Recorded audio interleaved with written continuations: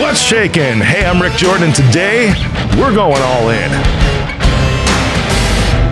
All right, I have an amazing guest today, and it's even more amazing because he's in studio, and he's a good friend of mine and a mentor, and just a good human. He's actually been on the show, I think, once prior, a few years ago, in the earlier days of the show, and now he's back because he's actually here in Chicago, because another company that he's involved with is going public, and I'm pleased to welcome my friend and mentor, Darren Jacklin. Welcome. Grateful to be here in Chicago. It's great being in the studio with you. What a setup you've got here. I'm very impressed with this. Thank you. We try to do some good things. This is quite the production behind the scenes that people don't see off camera. For sure. Absolutely.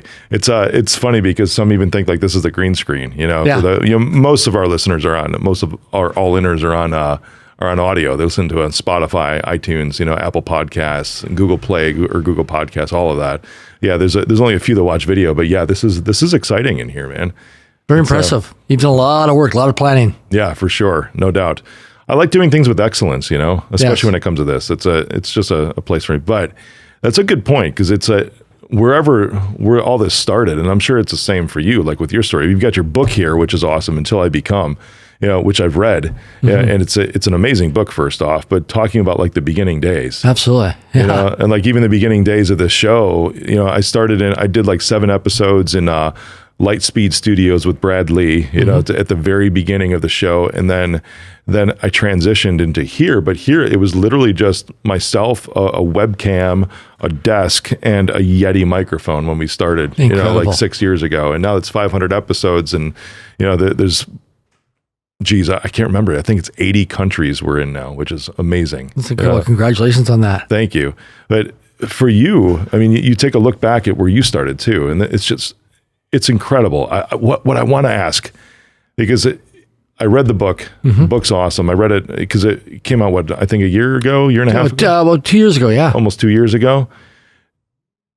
The title that's on this, because that's not something that was very evident to me in the book. I mean, I understand where it is, but how did you come up with the title, Until I Become? Great question. Knowing you, there's a story. Yeah, we had a focus group. So I had a team of people during COVID-19, during the lockdown. So I had no interest to ever write a book. I toured years ago with Mark Victor Hansen, who co-authored Chicken Soup for the Soul. He's been on the show. Yep. And, he's in the Guinness Book of World Records, him and Jack Canfield for books. And Mark said to me, he says, you should write a book. And I had limiting beliefs because of, childhood trauma growing up as a kid in special education from grade 1 to grade 12, never went to regular public school. And I just thought, why would I ever, it's just not my strength and skill set to write a book. So then during COVID-19, Tatiana, my partner in my life, she's got a master's degree in curriculum education. She's very smart, very intelligent woman, her very well. And she says, you know what? We're going to write a book, your book. And I said, from what? And she goes, Darren, you've been journaling for 30 years of your life every day. You have a lot of private conversations in your life. You've met a lot of very influential people around the planet. And there's a lot of things that you could serve humanity. Because what I did was I had a standing rule in my life that nobody could read my journal, especially my private conversations, until upon my death. And during COVID, I was very intimate with Tatiana sharing. I want to share some things with you. So I shared some things with her, some practical life lessons of things I've learned from some of the most influential people in life on the planet. They're in business, finance, celebrities, and a lot of off-topic conversations. So, be late night, early mornings, just out for a hike with people, and people share with me this wisdom that they did in their lives. And I'm like, oh my gosh, why don't you ever share that with people? And they said, Darren, nobody ever asked these questions. Wow. And because I'm very curious, I'm a sponge for learning. So what we did is the book is a very practical book, less than 100 pages, but it's about my backstory, come up story, success story, but it's also about things I learned. For example, one of the things is that most of your goals and dreams do not require your actions. You told me that 3 years ago, man, and right? I was like, that was mind-blowing. Yeah, and most people think, what do you mean, most of my goals and dreams do not require my actions? What it's about is creating teams and teamwork. Sir Richard Branson has 400 companies, approximately, right? About 400 companies. But he's not involved in the day-to-day operations. And so the key thing is that like I have over 7,000 written documented goals for my life. My target is to get to 10,000 written goals. Wow. Right? So I'm always achieving things, checking things off, adding things. And I realized, like, as I'm here right now doing this podcast with you, that there's people just like yourself running day-to-day operations on teams that I have around the world, internationally, working with me in different companies that are doing things that report to me. So I know my genius, I know my strengths, I know my skill set, I know my lane, and I stay in that lane. And that's what I do. And so the book I wrote the book in a way with a team. Until I Become was really Until I Become, because a lot of people are searching for who they want to be. What's their true, authentic self-expression of who they are as a human being? Yeah. And for a lot of people, it's until I become a great father, a great mother, a business owner, a CEO, whatever it is for them, it's until I become. And so I had a lot of adversities, failures, challenges, setbacks. I was once homeless. I lived on the streets. I was on welfare. I had an R9 credit rating through Equifax and TransUnion Credit, which is the worst metric score you can get through there. And I went from there to becoming a multi-millionaire. You know what I mean? So I show people how I never went to college, never went to university, never, was most likely not to ever succeed in life, ever amount to much. And yet, when I just had daily habits and routines consistently come out over a period of time, it multiplied and expanded. And now I've done things that most people don't ever dream of. Like I'm here in Chicago right now with a company we're taking public tomorrow. And I've already been to NASDAQ 3 times, ringing the closing bell. And I'm now here at the CBOE Exchange here in Chicago with another company. And I just look at myself. I never went to Wharton School of Finance or Harvard or Stanford or Yale University, nothing. Nobody ever would have bet on me. And I've done all these extraordinary things with teams of people. It's amazing, man. I love where the title comes from, now that you've explained it. And when you said that, there's one thing that caught me. When you said, like, I know my lane and I try my best to stay in it. It's a process to figure out exactly what your lane is, isn't it? Absolutely. Well, I'll give you an example. So a few years ago, I was statistically fat and overweight and obese. Okay, if you look at a health guide, if you measured me, body mass index, I was overweight. And what happened was I was in Niagara Falls, Ontario, Canada, speaking at a real estate conference for about 1,200 people, just before the pandemic broke out with COVID-19.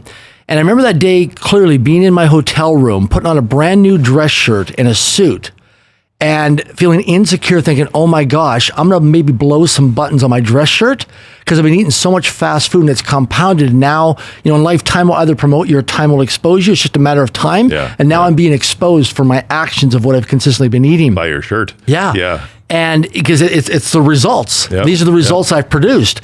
And I'm going on stage in front of all the who's who of real estate in North America, like major players, kind of like the Grammy Awards for real estate in North America. And they're televised, and I'm thinking to myself, oh my gosh, I'm on stage for 45 minutes, and I might blow these buttons. And I got so disgusted with myself, I said, I don't want to live my life this way anymore. Yeah. So I went on stage, I felt embarrassed. Nobody knew, because because I know my stuff, and I'm very well prepared. But behind it, my self-talk was very negative that day, saying, look at you, you fat, disgusting pig. Look at how overweight you are. Look at how you're 48 years of age. Look how you've let this go out of control. So I flew back from Toronto to Vancouver, called up a couple of friends of mine, I said, I want to go hiking with you. I'm like, okay, great. Now remember, I was not a hiker. I was out of shape and out of breath. So I went and did this hike in Vancouver that normally takes kids in an elementary school about 45 minutes to an hour to hike. Took me 2 hours and 40 minutes to get to the top. Wow. When I got to the top, the 2 people I was with were licensed real estate agents. They had to go do open houses. It was on a Saturday.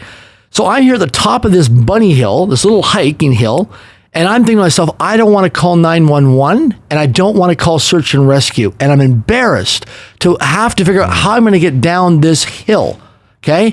Because I'm so out of shape and out of breath. So I managed to get back down the hill, got to my car, opened my car door, and said, this is it. I got so disgusted. I don't want to live my life this way anymore. So I made a change. Today, I'm in the best physical shape of my life. Last year, I summited Mount Kilimanjaro in Tanzania, East Africa. And now I'm training next year in January 2025 to summit Mount Vinson in Antarctica for mental health awareness and through Link Foundation to help build schools around the world for some of the most impoverished children. Wow. Now, here was the turning point for me. One of the gentlemen who's been helped train me, he said, Darren, the reason why you're not releasing weight, the reason why you're not in the best shape of your life is that you do not have a belief system that you're an athlete. He goes, so let's have a conversation about you being an athlete. And he said, what comes up for you? I said, well, I was always a kid who was last picked on any team in school sports. In physical education in elementary school, I was always picked last. I never played sports growing up, never identified to it, watching on TV. I always saw kids that said, that's not me. I'm not that way. I don't have the genetics, the DNA. So every time I saw it, I saw pain. I saw discomfort. Yeah. I never saw myself as an athlete. And when Joe said to me, he said, Darren, I want you to start imagining every day you wake up that you eat like an athlete, you breathe like an athlete, you sleep like an athlete, you walk like an athlete, you are an athlete as your affirmations.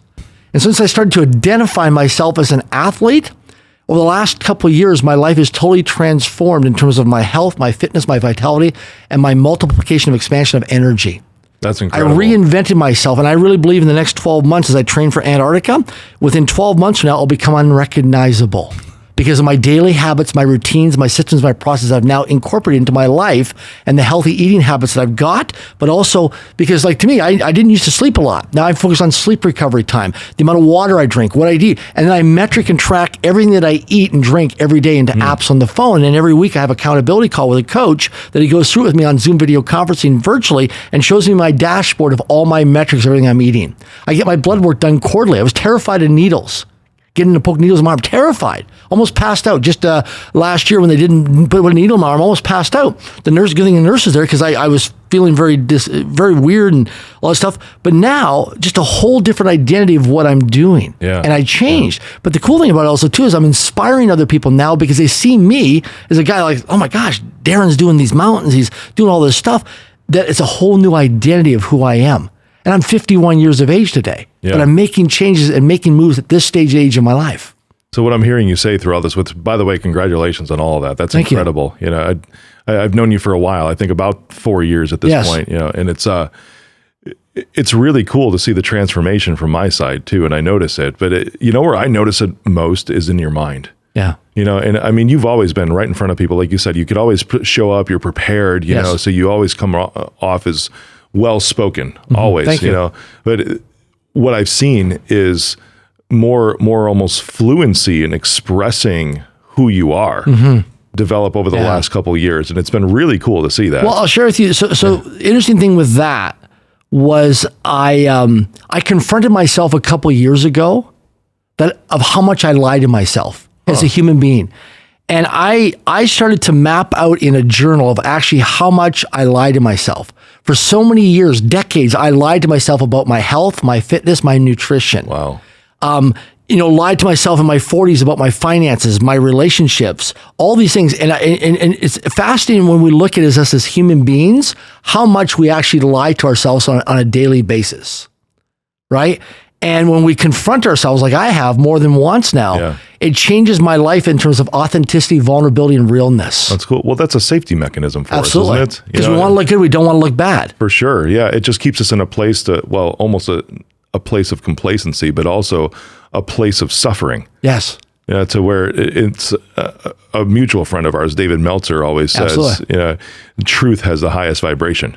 100% it does, for sure. Yeah, and I can only imagine. It's like as you're talking here, it's like I'm almost starting to take inventory. It's like, what am I doing to myself? Yeah. You know, are there different areas to where I need to, I mean, you journal, you know. Every day. It's hard for me to get down and write in a journal. I don't know how you do it for real, but that's, we were talking last night with my son and you were encouraging him to do that too. Yeah. You know, journal everything, which is, now I know how you wrote your book. I had no idea prior to this. Yep. But that's, it's almost like, if you look at it from a corporate perspective, it's almost like you're setting measurements. You do, and also too is that if you look at it in business, you know, if it hasn't been written, it hasn't been said, right, in the court of law. So when you write things down, you have a verbal agreement, a verbal contract, and you have a written agreement, written contract. You'll believe the written over the verbal. So when you write things down, like I always work things out on paper. So when I'm scenario planning, best case scenario, likely case scenario, worst case scenario, I always plan things out on paper. And, you know, whiteboards, flip charts, I'm old school with that stuff, but it works. Yeah. And I use different colored markers, even when I'm journaling, different colored markers and pens that I use all the time. But I find I work things out on paper. I get it out of my head and work it on paper. Also, too, is what I've really discovered in my life is that without integrity, nothing works. Yeah. And what I've realized now in being in my 50s is that, you know, in life, time will either promote you or time will expose you. It's just a matter of time, whether you get promoted or you get exposed. So what I realize now, when I consistently do things, I'm about getting promoted versus getting exposed. And so what I really focus on, if you look at a lot of people in life, you know, you hear the expression that talk is cheap. Yeah. I think most people cheapen their talk because their words have no power. And so what I've discovered is that what I do is integrity tests all the time with people. I give them micro commitments. Wow. Can you go back real quick and say that again? The talk is cheap. Yeah. So most people in life, talk is cheap, but most people cheapen their talk because their words have no power. Wow. You just blew my mind today. Yeah. That's incredible. Because their words, so the thing is, I'll give you an example in business. I have a lot of people who work with me like you do as well. I don't manage people. I don't manage human beings. I manage people's promises. Right on. So what I do is I hold people accountable and responsible for give their word to. Because your word creates your world. When people really get present to that, your words create your world. Wow. And so I'll give you an example. Imagine right now if you pulled out your phone, or everybody listening or watching, pulled out their phone. And I said, we're gonna have a dinner party in 30 days from now. And I want you to take 25 of your top people in your mobile phone, and I want you to send them a text message right now, give them a date and a time and a location of we're going to meet them for a dinner party. There's some people right now on your phone, if you text them, they're going to respond back. They're like, hey, I'll be there at that date, time, location, no problem. And that's it. You set it, forget it, they will be there. It's a done deal. Other people are like, oh my gosh, do I have to send my calendar invitation? How many reminders do I have to give them? Do I have to order an Uber or a taxi for them? Are they going to show up? How much food do I have to prepare? How many people are going to set the dinner party for? All these logistics you got to plan out. And I said to myself a few years ago, I want to be the person that when I give my word to something, it's a done deal. Nobody even questions it. Nobody even questions it. That when I say something, it's done. They don't question it at all. And I take on that accountability and responsibility of my life. And it's amazing the doors of opportunities that opened up for me. Your bank account changes, your lifestyle changes, the people around you change, because people know that when you say something, your words create your world. It's powerful. Yeah, it is. Wow. There's a chapter in here that you talk a little bit about that too, from what I remember. I can't remember where it was, but it's God, there's so many stories in here. I'm racking my brain because it's probably been like a year. As soon as you released this is when I got it. I even ordered it off of Amazon. You were willing to send me a book, which I'm grateful for, but I ordered off of Amazon to get it. And it's absolutely incredible. There's power in what you're saying today, and the reason being, and I think everyone listening needs to grasp onto this too, because it's as you're talking about this, and I'm trying to put myself in the shoes of somebody else, like not us, and hearing all of your stories. And with your stories, it's like, wow, look at all that. It's like there's I don't know why it is, but it's just a gut instinct that I've got people listening today like, well, my life isn't that exciting. I don't have those powerful stories. I can't look back and say that I've gone through this hardship in my life and now I'm on top of Mount Kilimanjaro, or wherever it is. What would you say to those people who think it's like, I don't have a story? Every human being, it's like you're a chapter or two ahead of everybody else. With globalization of the planet today, living in a first world country, for example, our biggest, what we complain about is what somebody prays about is an example. Your biggest complaint is somebody else's wish. Wow. And so what I always say is that no matter what you're doing in your life, every day you wake up, count your blessings and be grateful, because your life, the way, no matter what it is, if you're average and ordinary or just whatever it is, paycheck to paycheck or how you're living, there's somebody in the world who's making less than $2 a day, working 10 to 12 hours a day. And we're very grateful to live here, to have electricity, clean. Like as we're doing this interview right now, you're not thinking about the power going out. Yeah. Or somebody stealing the generator or having putting gas in the generator. Ironically, it has before. Right? You're right. I don't think about it still, even though it has happened. Yeah. When I'm in the African continent or third world countries, because with our foundation, we do a lot of humanitarian work, we have to continuously plan for all those things just in case it happens, scenario planning.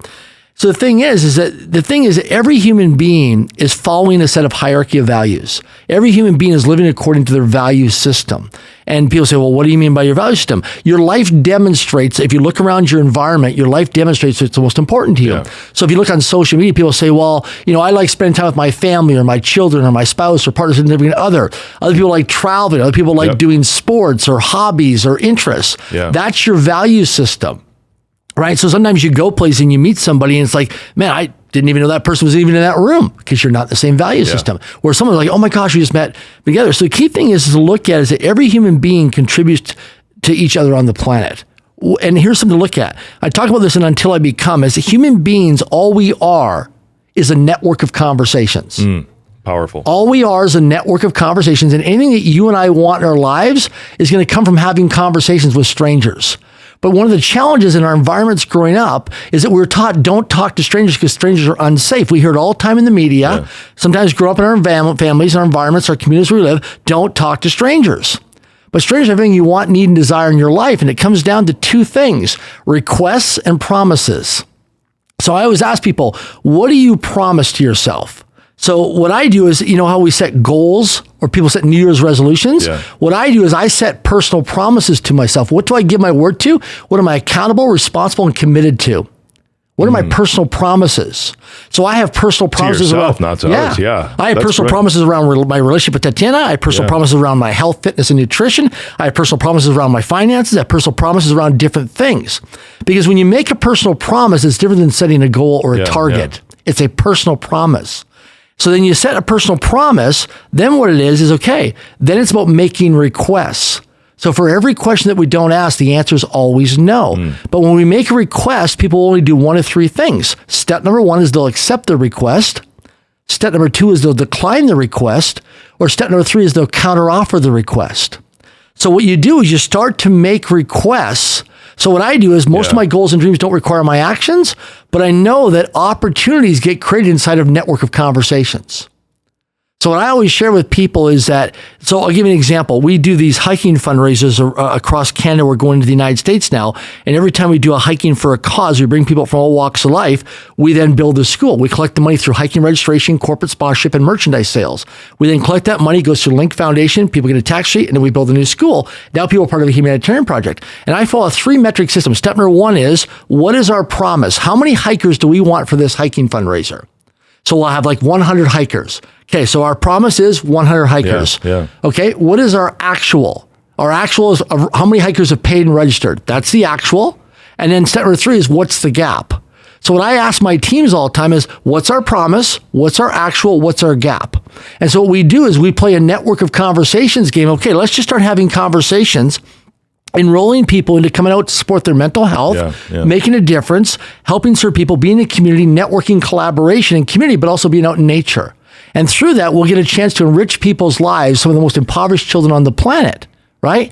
And so what I do is I just say, okay, let's just have a network of conversations and create possibilities for people to bring people out and find out what is it they really, really want in their lives.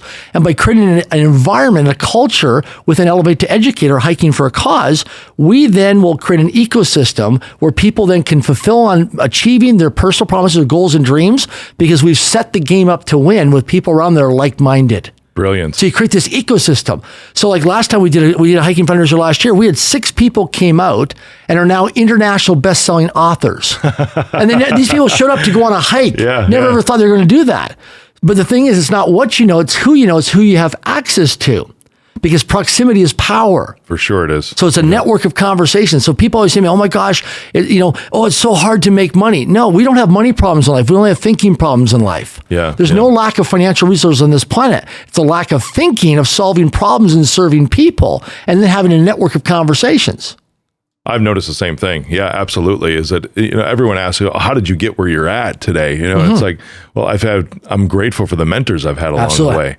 Because every room that I walk into, I don't want to be the smartest person. Unless I'm literally brought there to be that person. That's right. If someone seeks me out to be on a stage or on a panel or within a peer group, something like that, it's a little different. But when I choose to go someplace, it's like, what can I learn from you? What can I even learn from the people that I'm speaking to? And the stuff that you pick up from having a natural curiosity, I've been talking about this lately, is cultivate curiosity all the time within yourself. And it's like, well, what do you mean? I'm not a curious person. I just look at there's ways to do that. Because I believe that people that are not curious actually have somewhat of an ego issue that they've got to kill, because it's so inward focused. And when you start to look outward and realize it's like, oh, there's all these other people, but it's not even so much what can I get from them. It's like, what can I do from you? How can I help be you? Of service? Exactly. And that's where the magic starts to take place. Absolutely, for sure. When you bring value to anybody else, that's when you begin to be lifted up by the environment that you've placed yourself in to be of service to others. Well, because as human beings, we're either coming for a problem, we're in a problem right now, or we're heading towards a problem. And that's what happens in a typical week for somebody. We're coming for a problem, in a problem, we're heading towards a problem. If you and I right now got challenged to fly to some country around the world, we didn't speak the language, had never been there before, and they dropped us off, took our passports, credit cards, driver's license, everything around with us, and it's okay, you're going to live here for 30 days and you've got no money. First thing I would do in the first 24 hours is I'd establish my base camp. Where am I going to live? Okay. Then I figure out, okay, how much is it going to cost for me for the next 3 to 7 days to live? Okay, great. Where's an international hotel I can go to? Where's a 4 or 5 star hotel in a major city? Hopefully there's a major city around. Can I go to a Fairmont, a Four Seasons, a Ritz-Carlton, some kind of hotel? It's an international hotel where people speak my language. Then I'm going to go there. Can I shine your shoes? Can I dry clean your clothes? Can I be your tour guide? Whatever you need me to do, I want to be of service and solve a problem for you and help you out as an international traveler. Then I'm going to find a way to get money. Then that money's going to go and take care of my living expenses for the next 3 days to 7 days. Now that frees up my mind to not be thinking about lack and scarcity, but abundance and prosperity. Yeah. And I'm not thinking about survival, right? I'm thinking about thriving. Yeah. So now my basics are covered. Then I'm going to go out there and solve a problem by walking around the village, walking around the community, walking around the streets, and just finding ways to be of service, to solve problems, to serve people as a fair means exchange to get paid for it. Then I'm going to get cashed up, money in my pocket. Then I'm going to look at how do I take care of my expense for the next week to 2 weeks, 3 weeks, and 4 weeks, and do that all within 7 days. Now my financial expenses are covered for the next 30 days, so I can free up my mind to be of service to other people. To be that go-giver. So the key thing is that what I've done in my life is creating multiple revenue streams, but also looking at whenever I do something, am I active or am I passive in what I'm doing? And that's for a lot of people. We live in this vicious cycle. 78% of the North American population live paycheck to paycheck. Oh yeah, it's a lot of passivity. Yeah. But they never break out of that. You got it. Yeah, it's accepting what gets thrown at you. Correct. And then just dealing with it. So it's completely in a reactive state. Yeah, and that's the paycheck to paycheck. But that brings it back to the curiosity, right? It's like there's almost a oh, I wish things were different. Well, cool. Get curious as to how. Absolutely. They could be different. And when you see somebody doing something, rather than hate on them on social media, get curious, say, oh my gosh, how does that person do that? Right? Like I remember years ago, I saw somebody who was traveling around the world, and then they write off their business trips to something. Well, how do I do that? Well, they never go on vacation. They're always on a business trip. I think, well, how can I do that? How can I create international business where I can always go and write things off, right? And then you see people like, that person doesn't pay taxes. Well, legally they're being advised by somebody, but how do they do that? What's the rules of the game? And most people don't know what the rules of the game are, so they don't know how to play the game. That's so important, because when the student's ready, the teachers appear.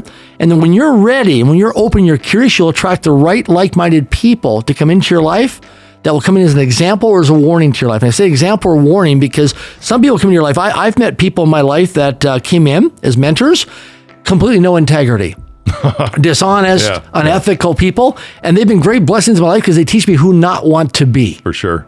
Right? And there's other people who come to my life with great character and integrity and role models. Like, that's who I want to become more like. Yeah, I love it. And on that note, I'm very grateful that you've been in my life in that role as well. And absolutely.